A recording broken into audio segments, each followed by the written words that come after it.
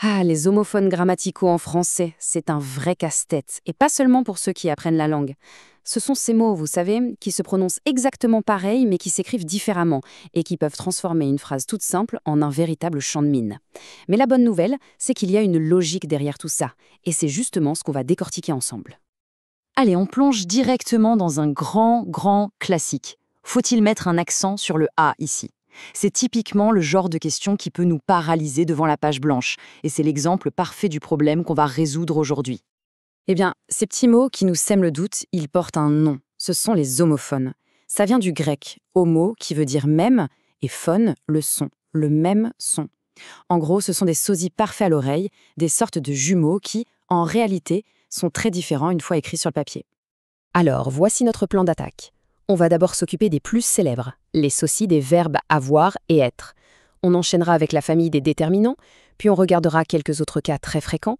Ensuite, un petit test pour être sûr que tout est clair, avant de vous livrer la technique ultime, celle qui marche quasiment à tous les coups. On commence donc avec les poids lourds de la confusion, les homophones des verbes avoir et être. C'est vraiment les plus fréquents, ceux où l'erreur se remarque tout de suite. Mais vous allez voir, une fois qu'on a l'astuce, tout devient beaucoup plus simple. Revenons à notre question du début. La différence, au fond, est simple.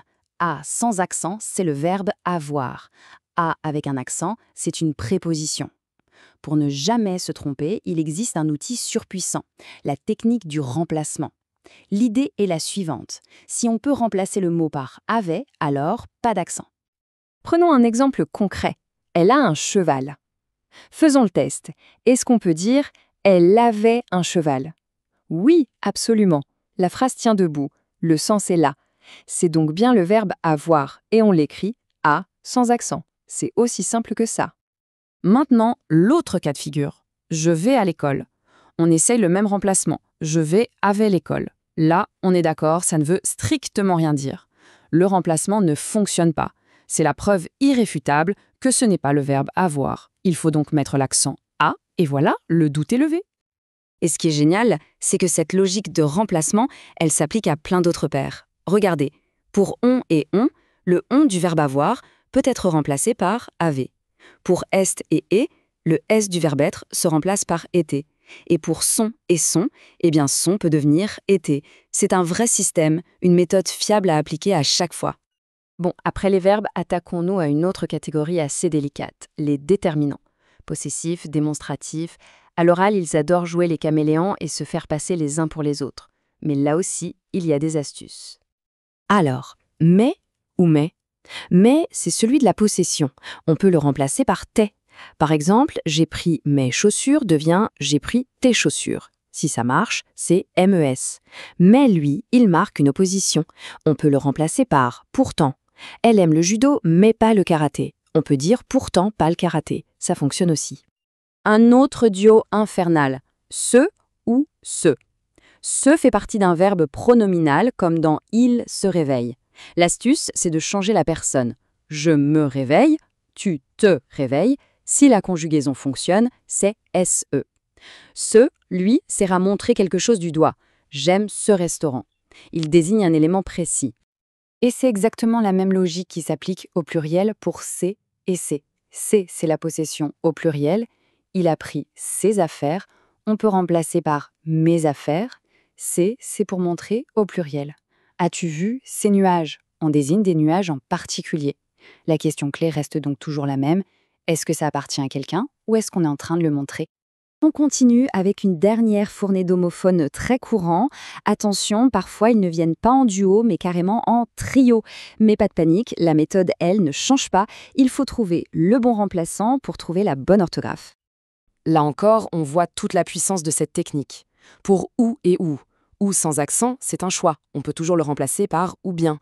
Ou avec un accent, c'est pour indiquer un lieu. Et pour le fameux trio la, c'est la même chose. La peut devenir une, la se transforme en laver, et la peut se remplacer par ici. Ce sont comme des petites clés de décodage. Ah, le fameux leur, avec ou sans cesse. En fait, le secret, c'est de regarder le mot qui suit.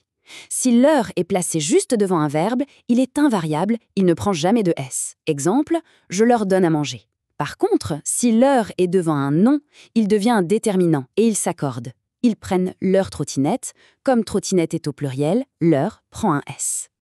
Bon, assez de théorie, on passe à la pratique. Le meilleur moyen de vraiment intégrer tout ça, c'est de s'exercer un peu.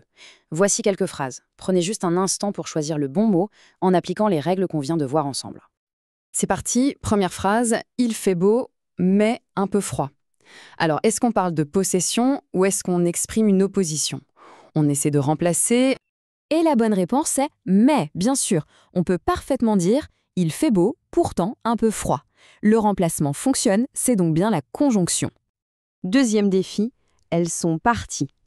Alors, verbe être ou déterminant possessif? La réponse est « sont ». On peut remplacer par l'imparfait. Elles étaient parties.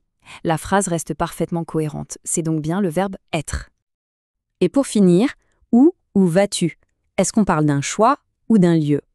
C'est où avec l'accent. Évidemment, la question porte sur un lieu, une destination. On ne pourrait pas dire où bien vas-tu. La logique est vraiment implacable.